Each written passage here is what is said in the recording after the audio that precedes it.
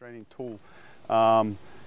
When someone has their full faculties and is being not just uncooperative or active resistant, but assaultive, I wouldn't recommend attempting a control technique with a baton until you've created that window of opportunity. And sometimes that window of opportunity, or more often than not, that's going to mean striking the person, causing some, whether it's a distraction or some actual injury. And then when that opportunity is there, taking advantage of it and going for that control hold. Yeah. So for example, if someone was out here and they were really ballistic, I would more than likely try and hit first. Try and hit the hand, try and hit the arm first. And then when I've found that there's an opportunity, maybe I've weakened them a little bit, and we'll just for argument's sake, we're going to say he's going to present the right hand in the form of a right cross type of a motion. So I would come to the outside of that and bring my weapon inside the arm. So it's all I'm doing is I'm moving here to the outside of the motion and then bringing the weapon inside there. If he was holding his arm in pain like I just struck his arm and wasn't actually punching, then I could be doing the same thing by just coming through to this position here. Okay? If it was grabbing you, he's coming for a grab. Exactly the same thing.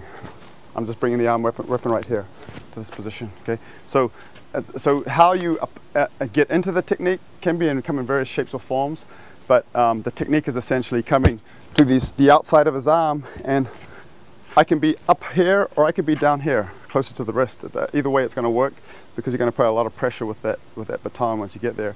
And from there, I come under to this position right there. Can you can you struggle, Josh? Okay. I mean, wait, you tap pretty quick. Not a lot of struggle. And especially when I'm on the forearm, because and for comfort, you rotated your arm there, which is the natural thing to do. If I'm able to get it here, there's nerves that run through the top, the radial nerves run through that ridge of the forearm there.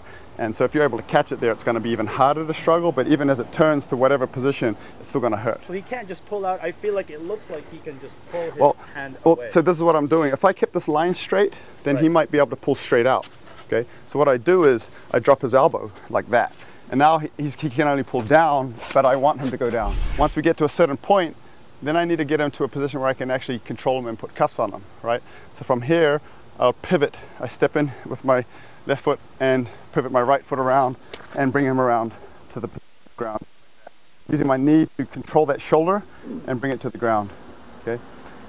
From here, if I've got the compliance that I need, I'll transition to here and bring my shoulder my knee to the shoulder.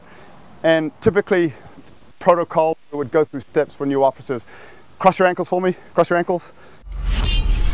And then from this position, if I feel I've got some control, I can put my baton away and start going for my handcuffing procedure.